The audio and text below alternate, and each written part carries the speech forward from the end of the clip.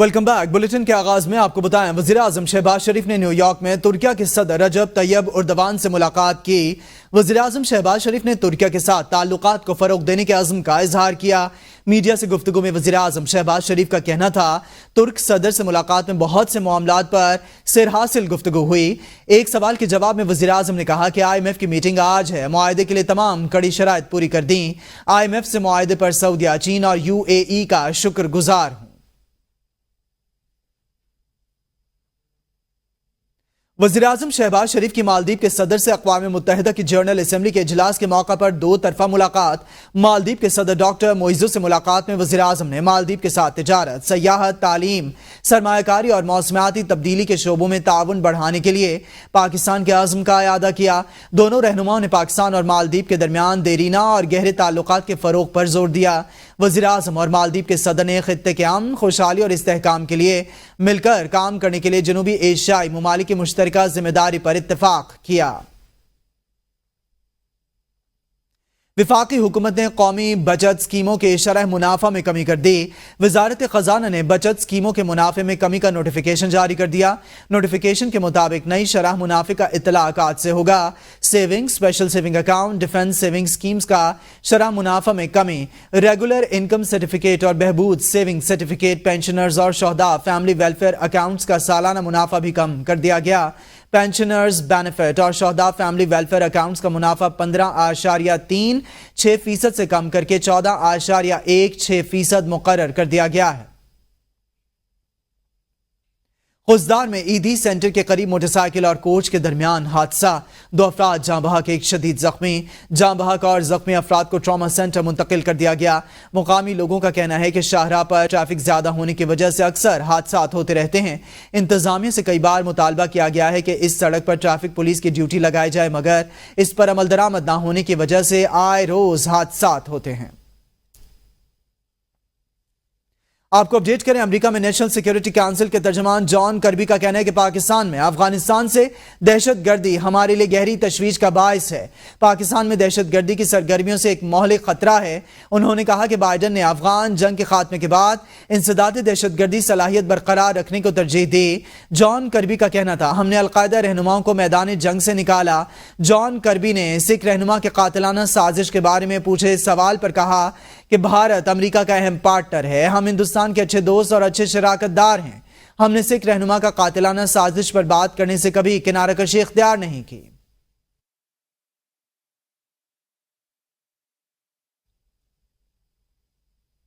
سعودی کابینہ کا general assembly کے قرارداد کا خیر مقدم۔ جنرل اسمبلی کے قرارداد میں فلسطینی عوام پر غیر قانونی قبضے کے خاتمے کا مطالبہ کیا گیا تھا۔ ریاض میں شاہ سلمان بن عبدالعزیز کی زیر صدارت کابینہ کے اجلاس میں علاقائی بین الاقوامی حالات کا جائزہ لیا گیا۔ کابینہ کا عرب امن اقدام، مسئلہ فلسطین کے منصفانہ جامع حل کے لیے عملی اقدامات کی ضرورت پر زور۔ سعودی کابینہ نے مسئلہ فلسطین جلد از جلد حل کرنے پر بھی زور دیا۔ آگے بڑھتے ہوئے بات کریں گے اقوام متحدہ جنرل اسمبلی کی۔ اقوام متحدہ کی جنرل اسمبلی کا اجلاس، صدر اقوام متحدہ کا افتتاحی سیشن سے خطاب، کہتے ہیں کہ فلسطین کے مسئلے کے حل کے لیے سب کو مل کر کردار ادا کرنا ہوگا۔ صدر اقوام متحدہ نے اپنے خطاب میں مزید کہا کہ دنیا میں قیام امن کے لیے مشترکہ سب کو مل کر لوگوں کی زندگیوں کو آسان بنانا ہوگا۔ ہمیں آنے والی نسلوں کے لیے دنیا کو محفوظ بنانا ہے۔ امریکی صدر جو بائیڈن کا کہنا ہے کہ غزہ جنگ بندی اور قیدیوں کی گھر واپسی کی ڈیل کا وقت آ گیا۔ غزہ میں شہری اور یرغمالی ہولناک لمحات سے گزر رہے ہیں۔ مسئلہ فلسطین کا دو ریاستی حل ہے۔ امریکی صدر جو بائیڈن نے اقوام متحدہ کی جنرل اسمبلی کے سالانہ اجلاس سے خطاب کرتے ہوئے کہا، دنیا کو 7 اکتوبر کی ہولناکیوں کو نہیں بھولنا چاہیے۔ اسرائیل پر حماس نے حملہ کیا اور 1200 لوگ مارے گئے، جس میں 40 سے زائد امریکی بھی شامل تھے۔ میں نے بطور صدر افغانستان اور عراق جنگ ختم کرنے کی ذمہ داری بھائی، غزہ میں جنگ بندی معاہدے کی فوری ضرورت ہے۔ فلسطینیوں کو اپنی ریاست میں رہنے کا حق ملنا چاہیے۔ مغربی کنارے میں معصوم فلسطینیوں پر تشدد کو روکنا ہوگا۔ اسرائیلی قیدیوں کے اہل خانہ سخت مشکلات سے گزر رہے ہیں۔ مشرق وسطیٰ میں جنگ کسی کے مفاد میں نہیں، یوکرین کے عوام کو بھی جنگ اور بھوک کا سامنا ہے۔ اسرائیل کے حمایتی فلسطینیوں کی نسل کشی میں حصے دار ہیں۔ ترک صدر رجب طیب اردوان کہتے ہیں اقوام متحدہ کو فلسطینیوں سے متعلق مطالبات کو پورا کرنا پڑے گا۔ اسرائیلی جارحیت نے تمام حدیں پار کر لیں لیکن کوئی نہ روک سکا۔ ترکیہ کے صدر رجب طیب اردوان نے اقوام متحدہ جنرل اسمبلی سے خطاب کرتے ہوئے مزید کہا کہ اقوام متحدہ کے قیام کا مقصد عالمی امن کو یقینی بنانا تھا۔ بدقسمتی سے عالمی ادارہ قیام امن کے بنیادی ہدف کے حصول میں ناکام رہا۔ عالمی امن سلامتی کونسل کے 5 مستقل اراکین کے ہاتھوں یرغمال ہے۔ غزہ میں 41,000 سے زائد افراد شہید ہو گئے۔ اقوام متحدہ جنگ نہ روک سکی۔ مہاجر کیمپس میں نہتے فلسطینی روٹی کو ترس رہے ہیں۔ اسرائیل نے خواتین اور بچوں پر بھی مظالم کی داستانیں رقم کی ہیں۔ بے بس فلسطینیوں کو خوراک اور پانی بھی میسر نہیں۔ عالمی تنظیمیں بنائی اور بتائیں کہ کیا فلسطینی بچوں اور عورتوں کے کوئی حقوق نہیں ہیں؟ سلامتی کونسل بتائے وہ جنگ بندی میں ناکام کیوں ہے؟ امیر قطر تمیم بن حماد الثانی نے اقوام متحدہ جنرل اسمبلی سے خطاب میں کہا کہ غزہ میں جاری جارحیت جنگ نہیں قتل عام ہے۔ غزہ میں مستقل جنگ بندی کے لیے شراکت داروں سے رابطے میں ہیں۔ لبنان میں اسرائیلی حملے جنگ کو پھیلانے کا باعث بن رہے ہیں۔ روس یوکرین جنگ سے پوری دنیا متاثر ہوئی ہے۔ اس جنگ کو ختم کرنے کے لیے عالمی برادری کو آگے آنا چاہیے۔ اقوام متحدہ جنرل اسمبلی کا اجلاس جاری۔ وزیراعظم شہباز شریف کی بھی افتتاحی اجلاس میں شرکت۔ پائیدار ترقی کے اہداف سے متعلق اجلاس میں بھی شرکت کی۔ وزیراعظم شہباز شریف اقوام متحدہ جنرل اسمبلی اجلاس میں شرکت کے لیے 5 روز کے سرکاری دورے پر نیو یارک پہنچے ہیں۔ نیو یارک پہنچنے کے بعد وزیراعظم نے اقوام متحدہ سیکریٹری جنرل انتونیو گوتریس کا استقبال، پائیدار ترقی کے اہداف سے متعلق اجلاس اور جنرل اسمبلی کے افتتاحی اجلاس میں شرکت کی۔ وزیراعظم سے مالدیپ کے صدر محمد معیزو نے ملاقات کی۔ دونوں رہنماؤں کا پاکستان اور مالدیپ کے درمیان دیرینہ اور گہرے تعلقات کو فروغ دینے پر زور۔ وزیراعظم نے مالدیپ کے ساتھ تجارت، سیاحت، تعلیم اور دیگر شعبوں میں تعاون بڑھانے کے عزم کا اعادہ کیا۔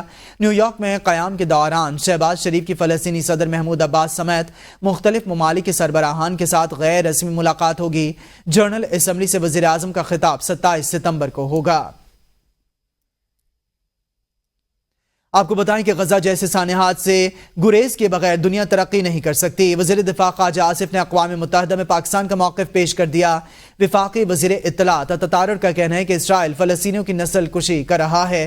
اقوام متحدہ کے اجلاس کے دوران سمٹ آف دا فیوچر سے خطاب کرتے ہوئے خواجہ آصف نے کہا کہ جموں کشمیر سمیت نئے اور پرانے تنازعات حل کرنے کے لیے اقوام متحدہ کے چارٹر میں بیان کردہ اقدامات کو فعال کیا جانا چاہیے۔ وزیر اطلاعات تطارر نے کہا فلسطین میں نسل کشی کا ذمہ دار اسرائیل ہے۔ پاکستان غزہ میں جنگ بندی کا مطالبہ کر رہا ہے۔ ان کا مزید کہنا تھا کہ IMF کے ساتھ معاملات حتمی مراحل میں پہنچ چکے ہیں۔ PTI کے دور میں پاکستان تنہائی کا شکار ہوا۔ IMF کی بات کریں تو IMF ایگزیکٹو بورڈ کا اجلاس آج ہوگا۔ پاکستان کے لیے $7 ارب قرض کی منظوری کا امکان ہے۔ پاکستان $2 ارب کا فائنانسنگ گیپ پورا کرنے کے لیے ترقیاتی شراکت داروں سے مالی یقین دہانیاں کروا چکا ہے۔ ترجمان IMF کے مطابق IMF ایگزیکٹو بورڈ آج کے اجلاس میں پاکستان کے کیس کا جائزہ لے گا۔ وزارت خزانہ حکام کے مطابق حکومت نے IMF پروگرام کی تمام مالی یقین دہانیاں حاصل کر لی ہیں۔ امید ہے پاکستان کے لیے $7 ارب قرض کی منظوری دے دی جائے گی۔ سرمایہ کاروں کے اعتماد میں اضافہ ہوا ہے۔ پوری امید ہے کہ IMF $7 ارب کے پروگرام کی منظوری دے گا۔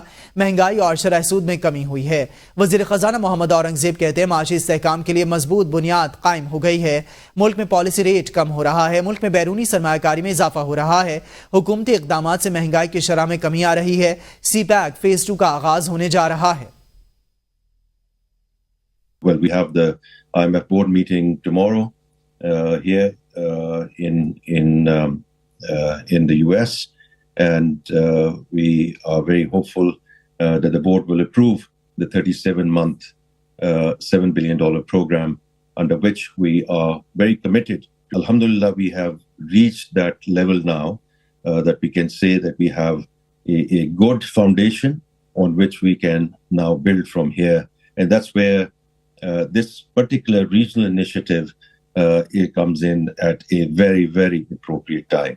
CPEC Phase 2, and I just heard someone mentioning that, and I fully recognize that. آئینی ترمیم چارٹر آف ڈیموکریسی کا نامکمل ایجنڈا ہے۔ ہم ہر حال میں ترمیم لے کر آئیں گے۔ آئینی اصلاحات ناگزیر ہیں، بلاول بھٹو زرداری کا سندھ ہائی کورٹ بار کی تقریب سے خطاب، کہا کہ ہم ترمیم جلدی میں نہیں لا رہے، میں ایک عرصے سے اس پر کام کر رہا ہوں، 3 نسلوں سے آئین اور جمہوریت کا تحفظ کر رہے ہیں، ہم نے قربانیاں دی ہیں، کوئی ہمیں نہ سکھائے کیا آئینی ہے کیا غیر آئینی، آئین اور قانون سازی پارلیمنٹ کا نہیں تو کیا کسی عدالت کا اختیار ہے؟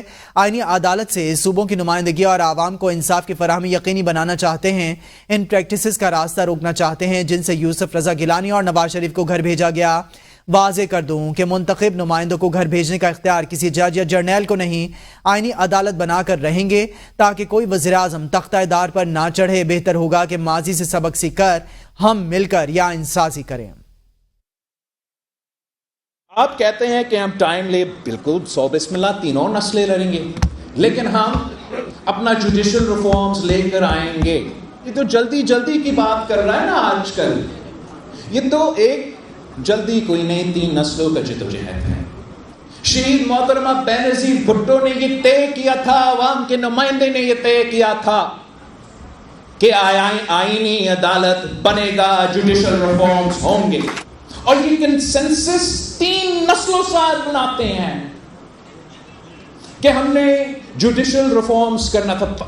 اگر ہم چاہتے ہیں کہ کسی صوبوں کا درمیان کوئی فرق نہ رہے، اور یہ سب سے اہم بات ہے، تو پھر آئینی عدالت، آئینی وفاقی عدالت ضروری ہے، مجبوری ہے۔ وفاقی عدالت میں ہر صوبہ کا برابر کا نمائندگی ہوگا، وہ یوسف رضا گیلانی صاحب ہو، چاہے وہ میاں محمد نواز شریف صاحب ہو، جو عوام کا طاقت تھا، جس کو ہم نے سمجھا 58(2)B کو ہم نے ہٹا کے صدر سے لے لیا، واپس پارلیمان کو عوام کو دلوا دیا، عدالت نے وہ طاقت استعمال کرنا شروع کر دیا۔ عدالت نے یہ اختیار اپنے پاس لے لیا کہ آئین میں ترمیم وہ کر سکتے ہیں، ہم نہیں۔ بلاول بھٹو نے ججز کی مدت ملازمت میں ایکسٹینشن کو بادی النظر میں متنازع قرار دے دیا، کہا ججز کی مدت ملازمت میں توسیع پر اتفاق رائے مشکل ہوگا، میرے خیال میں کسی جج کے لیے عمر کے بجائے مدت کا تعین ہونا چاہیے، میرے نانا نے ججز تقرری کی عمر 40 سال مقرر کی تھی جو ضیاء الحق نے 45 سال کر دی تھی، میں کسی ایک جج کے لیے قانون سازی کے حق میں نہیں ہوں، آئینی عدالت کے لیے 2 میں سے کسی ایک سینئر جج کو اس کا سربراہ مقرر ہونا چاہیے، ہمارا مقصد صرف یہ ہے کہ نظام انصاف میں بہتری ہو اور کسی صوبے کی حق تلفی نہ ہو۔ جہاں تک کانسٹیٹیوشنل کورٹ کی بات ہے، میں سمجھتا ہوں کہ ہمیں ایسے کوئی ایج کی پابندی یا شرط ڈالنا ہی نہیں چاہیے، اس لیے اگر میں کسی ایک ایج کا ذکر کروں گا بھی صحیح، تو کوئی ایک گروپ مجھ پہ یہ الزام لگائے گا کہ میں کسی کا حامی یا میں کسی کے خلاف۔ تو ہم نے بڑا سوچ سمجھ کے پھر یہ درمیانی راستہ جو کہ ہم سمجھتے ہیں کہ امپارشل طریقہ ہے، کہ جیسے کانسٹیٹیوشنل کورٹ بنے تو اس کے لیے آپ ٹرم لیمٹس استعمال کریں، آپ ایج کا ایکسٹینشنز کا نہ سوچیں، اور آپ جب ٹرم لیمٹس استعمال کریں گے تو مثلاً اس پہ کنسنسس بننا پڑے گا، بٹ چیف جسٹس کے اپنا ٹرم سے 3 ایئرس، اور جو برادر ججز ہے اس بینچ کا اس کا سے 10 ایئرس، تو جب 3 سال کا وہ اپنا چیف جسٹس شپ کو ختم کر دیں گے تو دوسرا صوبہ کا دوسرا جج آ کے چیف جسٹس بنیں گے، اور اس طریقے سے ہم اس ایشو کو ٹیکل کر سکتے۔ دیکھتے ہیں کہ آخری کنسنسس میں ایج کا کیا کیا جا سکتا ہے۔ پنجاب میں الیکشن ٹریبیونلز کی تشکیل سے متعلق الیکشن کمیشن کی اپیل پر سپریم کورٹ نے فیصلہ محفوظ کر لیا، عدالت نے الیکشن کمیشن کو ٹریبیونلز کے نوٹیفیکیشن جاری کرنے کی اجازت دے دی۔ چیف جسٹس قاضی فائز یسار نے ریمارکس دیے کہ ٹریبیونلز کو فعال کریں، ہم کوشش کریں کہ جلد ہی اس کا فیصلہ سنائیں۔ چیف جسٹس نے کہا کہ آئین کی کتاب میں موجود ہے لیکن کوئی پڑھنا گوارا نہیں کرتا۔ اسلام آباد سے یہ رپورٹ دیکھ لیتے ہیں۔ چیف جسٹس قاضی فائزہ کی سربراہی میں 5 رکنی لارجر بینچ نے پنجاب میں الیکشن ٹریبیونلز کی تشکیل سے متعلق الیکشن کمیشن کی اپیل پر سماعت کی۔ سماعت کے آغاز پر ہی سلمان اکرم راجہ کے وکیل حامد خان نے چیف جسٹس قاضی فائزہ پر اعتراض کرتے ہوئے کہا کہ ہماری درخواست ہے کہ آپ اس کیس کو نہ سنیں، جس پر چیف جسٹس نے اعتراض مسترد کرتے ہوئے کہا کہ آپ نے خود کو علیحدہ کرنا ہے تو کر لیں۔ الیکشن کمیشن کے وکیل نے عدالت کو بتایا کہ chief justice Lahore high court نے 4 ٹریبیونلز قائم کر رکھے ہیں، باقی 4 الیکشن کمیشن مقرر کرے گا۔ جسٹس عقیل عباسی نے استفسار کیا، اس کا مطلب ہے کہ الیکشن کمیشن اور chief justice Lahore high court میں معاملات طے پا گئے ہیں۔ وکیل الیکشن کمیشن نے بتایا کہ جی بالکل، کیونکہ قانون بدل گیا تھا، اس لیے اب نئے 4 ٹریبیونلز الیکشن کمیشن مقرر کرے گا۔ چیف جسٹس نے ریمارکس دیے کہ پارلیمنٹ کی مدت 5 سال ہے جو بڑھ نہیں سکتی۔ اسٹے آرڈر والے کیسز بھی سپریم کورٹ میں آتے ہیں، جو معاملات عدالت کے نہیں ہیں انہیں آپس میں حل کریں۔ ایک درخواست کر کر کے تھک گیا ہوں، لیکن کسی نے زحمت نہیں کی۔ آئین کو دیکھیں، آئین کیا کہتا ہے۔ جسٹس جمال مندوخیل نے کہا کہ ٹریبیونل میں ججز کی تعیناتی پر پسند ناپسند کی بات اب ختم ہونی چاہیے۔ جسٹس قاضی فائزہ نے کہا کہ ٹریبیونل کی تعداد کے انحصار کیسز پر ہے، کیسز کو دیکھتے ہوئے ججز کی تعداد پر فیصلہ کریں۔ اگر ججز کی تعداد کیسز کو دیکھتے ہوئے کم ہوئی تو غیر منصفانہ ہوگا۔ سپریم کورٹ نے الیکشن ٹریبیونل کی تشکیل سے متعلق درخواست پر فیصلہ محفوظ کر لیا۔ چیف جسٹس نے کہا الیکشن کمیشن ٹریبیونلز کو فعال کریں، ہم کوشش کریں گے کہ جلد ہی اس کا فیصلہ سنائیں۔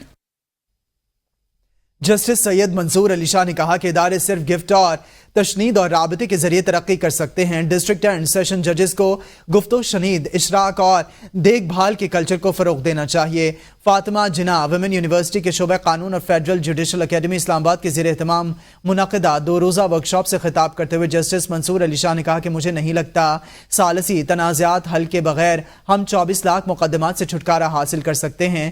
ہمارا قانونی چارہ جوئی کرنے والا معاشرہ ہے جس سے زیر التوا مقدمات کی تعداد میں اضافہ ہو رہا ہے۔ ہمارے پاس ان مقدمات کو نمٹانے کے لیے صرف 4000 ججز دستیاب ہیں۔ نئے مقدمات کی وجہ سے زیر التوا مقدمات کا بوجھ بڑھ رہا ہے۔ زیر التوا مقدمات ADR سینٹر میں منتقل کرنے کے لیے ضلعی سطح پر ADR سینٹر بنانا ہوں گے۔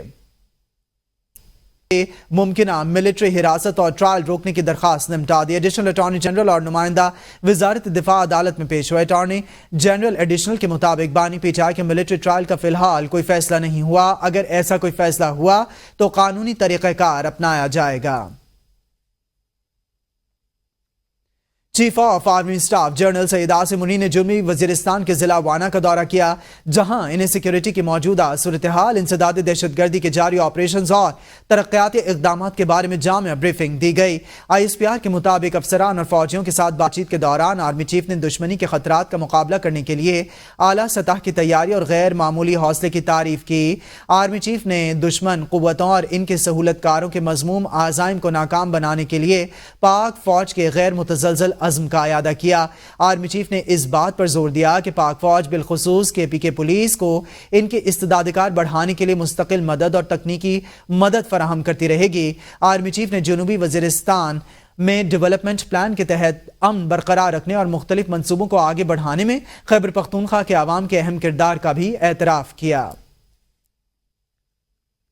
فاروق ستار کی زیر صدارت قومی اسمبلی کی نجکاری کمیٹی کا اجلاس۔ چیئرمین PIA کہتے ہیں کہ نجکاری کے باوجود PIA کا نام تبدیل نہیں کیا جائے گا۔ چیئرمین نجکاری کمیٹی فاروق ستار کے مطابق 1 اکتوبر کو PIA کے نجکاری کی بولی ہونے جا رہی ہے۔ سیکریٹری نجکاری کمیشن کا کہنا ہے کہ ہماری شرط ہے کہ 3 سالوں میں فلیٹ 18 سے 45% بڑھایا جائے گا، جبکہ موجودہ ملازمین کو 35 ارب روپے پینشن PIA کے ساتھ جائیں گی۔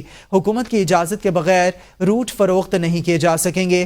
PIA کے ملازمین کو ملازمت پر 2 سے 3 سال برقرار رکھا جائے گا۔ حکومت نے 800 ارب میں سے 600 ارب روپے کے واجبات اپنے ذمہ لیے ہیں۔ نجکاری کے بعد PIA جہازوں میں وائی فائی کی سہولت موجود ہوگی۔ آپ کو بتائیں کہ IPPs معاہدوں میں بہتری آ سکتی ہے۔ زیادہ شرح سود، روپے کی قدر میں کمی سے بجلی مہنگی ہوئی۔ دیگر لوگوں کی باتوں سے پہلے ہر پلانٹ کی اسسمنٹ شروع کی۔ وزیر توانائی اویس لغاری نے کہا کہ ہم نے 5 پلانٹ کے مالکان سے بات چیت شروع کی۔ ہم نے کہا کہ سسٹم غیر مستحکم ہو گیا۔ مالکان نے کہا کہ بالکل ٹھیک ہے، سسٹم غیر مستحکم ہے۔ ہم فورنزک آڈٹ کا حق رکھتے ہیں، جہاں ضرورت ہوگی فورنزک آڈٹ کریں گے۔ ہمیں فورنزک آڈٹ کرنے سے کوئی نہیں روک سکتا۔ پاور سیکٹر میں اصلاحات سے بہتری آئے گی۔ جولائی، اگست اور ستمبر میں ڈسٹریبیوشن کے نقصانات کم ہوئے ہیں۔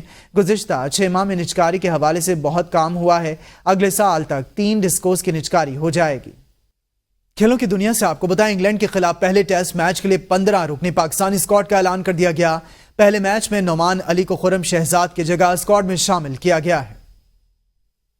ہوم گراؤنڈ میں پاکستان کرکٹ ٹیم کا ایک اور امتحان. قومی ٹیم آئندہ ماہ انگلینڈ کے خلاف 3 میچوں کی ٹیسٹ سیریز کھیلے گی. پہلے ٹیسٹ میچ کے لیے اعلان کردہ اسکواڈ کی قیادت شان مسعود اور نائب کپتانی کے فرائض سعود شکیل کو سونپے گئے ہیں. دیگر کھلاڑیوں میں عبداللہ شفیق، سائم ایوب، بابر اعظم، محمد رضوان اور سلمان علی آغا اور سرفراز احمد اسکواڈ کا حصہ ہیں. محمد حریرہ، عامر جمال، ابرار احمد، نعمان علی، نسیم شاہ، میر حمزہ اور شاہین شاہ آفریدی کو بھی 15 رکنی اسکواڈ میں شامل کیا گیا ہے. پاکستان اور انگلینڈ کے درمیان ٹیسٹ سیریز کا پہلا میچ 7 سے 11 اکتوبر کو ملتان میں کھیلا جائے گا. شان مسعود کی قیادت میں پاکستان نے اب تک 5 میچ کھیلے. 5 میچوں میں قومی ٹیم کو شکست کا سامنا کرنا پڑا. ورلڈ ٹیسٹ چیمپئن شپ کے پوائنٹس ٹیبل پر پاکستان 8ویں نمبر پر موجود ہے. امپائر علیم ڈار کا انٹرنیشنل کرکٹ کے بعد ڈومیسٹک کرکٹ سے بھی ریٹائرمنٹ کا فیصلہ. علیم ڈار چیمپئنز وان ڈے میں فرائض سر انجام دینے کے بعد پروفیشنل امپائرنگ کو خیر بات کہہ دیں گے. علیم ڈار نے تھیلیسیمیا کا اسپتال بنانے کے لیے ریٹائرمنٹ کا فیصلہ کیا ہے. علیم ڈار نے ریکارڈ 435 انٹرنیشنل میچز میں امپائرنگ کی. آئی سی سی کے ایلیٹ پینل میں شامل ہونے والے پہلے پاکستانی امپائر تھے. 2009 سے 2011 تک مسلسل 3 مرتبہ بہترین امپائر کا ایوارڈ اپنے نام کر چکے. فی الوقت کے لیے اتنا ہی. دیکھتے رہیے ABN.